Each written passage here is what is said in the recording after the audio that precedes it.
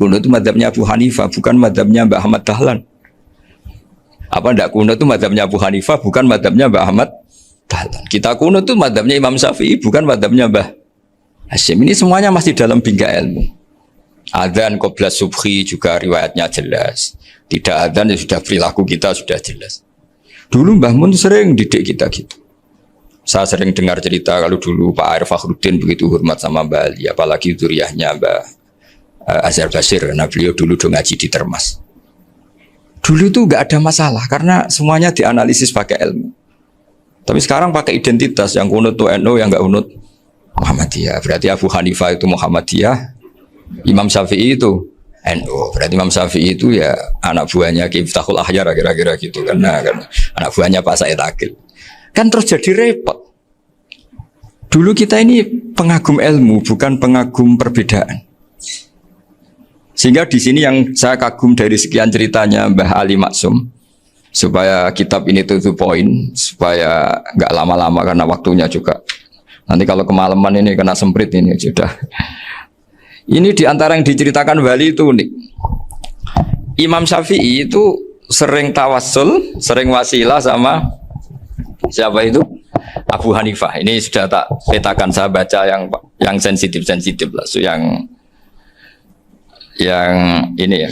Ziyad al-Babus Samin, terus sebentar ini yang bab tawassul.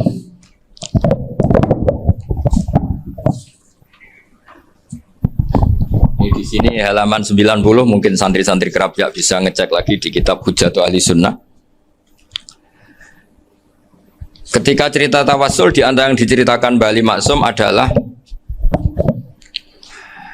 perilaku ya, bukan sekedar statement tapi apa?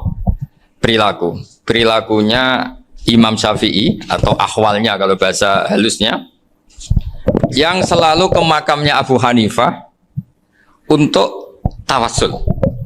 Padahal Imam Syafi'i itu orang yang secara ilmu sering kritik Abu Hanifah. Jadi ini saya baca ini di halaman 100, jadi tawassul mulai halaman 9 berapa ini sampai halaman ini yang qala sami'tu Syafi'iyya yaqul inni la atabarraku bi Abi Hanifah wa aji'u ila qabri fi kulli yaumin za'iran fa idza uridat li hajatun shallaitu rak'atain, halaman 100, wa ji'tu wa sa'altu wa ta'ala al hajat indahu fama taqudu anni hatta tuqda. Kanal Imam Syafi'i ayyama huwa bi Baghdad yatawassalu bil Imam Abi Hanifah yaji'u ila dorihi fayusallimu alaihi wa yatawassalu ila Allah bihi fi qada'i hajati. Terus wa yatawassalu Imam Ahmad bi Imamin Syafi'i. Jadi di antara yang diceritakan Mbah Ali Maksum itu betapa Imam Syafi'i yang terkenal sering mengkritik Abu Hanifah dalam tatanan fikih karena beliau tidak percaya ada istihsan. Abu Hanifah berpendapat adanya istihsan, dan kita tahu lah ikhtilafu Syafi'i wa Abu Hanifah itu besar sekali. Tapi beliau itu tahu Abu Hanifah itu orang yang sangat soleh. Abu Hanifah itu kalau ketemu sama orang yang utang beliau itu yang lari bukan yang utang Abu Hanifah, karena takut orangnya itu izin. Jadi kalau ketemu yang utang di jalan itu yang sembunyi itu Abu Hanifah. Kenapa engkau sembunyi? Ada yang utang saya lewat, nanti orangnya malu. Jadi setingkat Robiah Adawiyah itu beliau di rumah ada maling itu sembunyi. Ditanya kenapa engkau sembunyi? Malu, gak ada yang dimaling. Malu sama malingnya karena serumah itu gak ada barang yang layak dicolong itu. Itu Robiah dia sembunyi. Itu yang bisa niru itu Abu Hanifah. Jadi wali-wali besar ini ternyata saling menghormati dan saling tawassul. Nah saya berharap tawassul ini bukan sekedar perilaku sosial, tapi memang ada sanatnya. Sehingga terus diceritakan Bali di sini dulu istaqa Umar bil Abbas. Kata siapa tawassul harus dengan Rasulullah SAW? Dulu istaqa Umar bil Abbas. Sayyidina Umar itu tawassul istisqa dengan Sayyid Abbas. Padahal kita tahu Sayyid Abbas ini tidak nabi. Terus beliau cerita sampai Imam Syafi'i tawassul sama Abi Hanifah. Sehingga nggak ada perdebatan itu kan Umar. Kalau Umar kan ada jaminan boleh diikuti karena beliau sahabat. Bali cerita tentang Imam Syafi'i yang tawassul dengan Abu Hanifah. Seargumentatif itu. Sehingga ada cerita dalam sebuah tafsir Ya saya ulang lagi, ada cerita di sebuah tafsir. Kenapa Nabi Musa ditanya Allah, wa matilka biyaminika ya Musa? Ma'ana wa ta'ala a'lam. Tentu Allah sangat tahu yang dibawa Musa itu apa. Karena Allah tahu Nabi Musa itu grogi. Orang dipanggil Wali Maksum pasti grogi. Santri dipanggil Mbah Mun pasti grogi. Kenangan saya setiap dipanggil Mbah Mun ya mesti tanya. Yang ringan-ringan. Wis sarapan ya. Arung sarapan ya sarapan. Pas sarapan ya kan. Tanduk mangan sing enak. Orang santri ora tau mangan enak. Ya tidak pernah ngomong yang penting. Ngendikan yang penting. Nah karena Nabi Musa ini grogi. Ini sebagian tafsir. Itu ditanya yang ringan. Sake iku nggawa apa? Karena pertanyaannya ringan, Nabi Musa juga ringan. Ya Nabi Musa itu sampai lali, itu pangeran sing ya'lamu sirra wa akhfa. Diterang. Niki tongkat Gusti. Gunane kathah Gusti tongkat iki. Qala ya aso ya atawakkau 'alaiha wa ahusyu biha 'ala ghanami wa liya fiha ma'arifu ukhra. Oh, tongkat Gusti niki penting mesti. Nggih nak. Nggih macam-macam lah Gusti. Atawakkau 'alaiha wa ahusyu biha 'ala ghanami kangge menghalokan wal. Masih terang terakhir dan yang lain-lain Gusti. Wa liya fiha ma'arifu ukhra. Sehingga akhirnya rileks.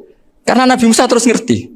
Ternyata ketemu pangeran itu gak seserem yang saya bayangkan gitu. Pertanyaannya ringan. Itu ada ilmunya. Tapi cerita ini yang versi tafsir ini tidak yang seperti di Manaqibul Ghazali. Di beberapa kitab tentang Manaqibul Ghazali diceritakan di alam roh Nabi Muhammad SAW itu yubahi bi ummati, saking yubahinya sampai ngendikan ulama ummati ke anbiya Bani Israel. Ulama umatku itu pinternya atau statusnya itu mirip-mirip lah. Kaf itu ya mirip-mirip lah, mirip-mirip gaya ulamanya nabinya Bani Israel. Akhirnya Nabi Musa itu tersinggung sekali. Bagaimana mungkin ulama disamakan dengan apa? Nabi. Sehebat-hebatnya ulama itu kan tidak akan yabluhu darajatan nubuwah atau yartaqi ila darajatin nubuwah. Itu akhirnya ya kalau kamu nggak percaya panggil, yang dipanggil Imam Ghazali. Ya Nabi Muhammad juga nggak mau kalah itu. Kalau manggil ulama RT ya kalah keok. Gitu. Akhirnya Imam Ghazali datang, ditanya sama Musa, Mas muka, nama kamu siapa? Ana Muhammad bin Muhammad Al Ghazali At-Tusi Asy-Syafi'i. Itu disebut panjang sih. Nabi Musa guyu-guyu. Kamu lama kok ngomong yang nggak penting, ditanya namanya kok penjelasannya sepanjang itu, dianggap itu satu kesalahan. Masa tanyanya nama kok ditanya jawabnya Muhammad bin Muhammad Al-Ghazali At-Tusi Asy-Syafi'i, kepanjangan itu. Ketika Nabi Musa agak mencibir, agak gimana itu, terus jadi Imam Ghazali, kalau ini masalah, lebih masalah jenengan. Apa itu? Yang tanya jenengan tuh Allah ya'lamu sirra wa akhfa, dan Allah hanya tanya wa ma tilka biyaminika ya Musa. Harusnya jenengan jawab asoya titik, bukan kepanjangan.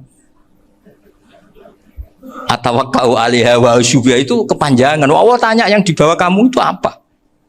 Yang di tangan kamu. Harusnya jawabnya hanya asoya. Tapi kenapa penjelasannya sepanjang itu? Sampai terakhir waliya fiha ma'arifu ukhra. Terus pinter tenan jadi gitu. Terus ada Nabi Musa terus bilang, ya pinter tenan aja gitu. Padahal kita tidak pernah GR seperti itu kan, kebetulan Imam Ghazali gitu. Kalau yang lain mungkin ya keok lah kira-kira gitu. Tapi ini cerita dalam khazanah keilmuan. Benar yang dikatakan Gus Zofur. Saya termasuk orang yang pernah mondok Lirboyo Pasanan. Jadi setelah saya disuruh nemani Gus Kamil, tahun berikutnya Gus jenengan disuruh. Pokoknya anakku mbok sak wulan lah kudu tau mondok Lirboyo. Piye aku tau ngaji Wakarim. Terus yang disuruh Mbak Turi Gus Kamil itu saya. Jadi saya pernah 1 bulan tuh di Lirboyo. Karena saya ini santri beling ya, kontraknya pokoknya penting ziarah Bakarim. Biasanya nggak pernah ngaji ya, pokoknya gerbar ngisa. Ziarah ya sudah. Ngaji subuh ingat saya sama Gus Imam. Itu dari 17 hari ingat saya ngaji 2 kali. Tapi kalau ziarah ke Bakarim sudah lupa jumlahnya karena memang kontraknya disuruh ziarah. Sampai seperti itu. Dan saking senengnya bangun sama Mbak Karim sama masih ingat. Ngamplopi salam template itu masih ingat untuk Gus Anwar, untuk Gus Imam, untuk Gus Kafabi, termasuk untuk Gus Maksum. Itu malam-malam saya dijak ngamplopin. Zaman itu saya masih ingat selawewu.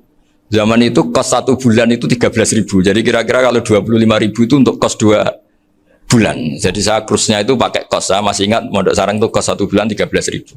Berarti kira-kira 500.000 itu di amplopin sendiri sama Bang. Ini untuk Gus War, ini untuk Gus Imam, ini untuk Gus. Padahal Gus Imam ini mondoknya sudah dibangun. Itu bangun hormatnya sampai untuk jatah salam tabligh. Lah yang ribet kebalikannya.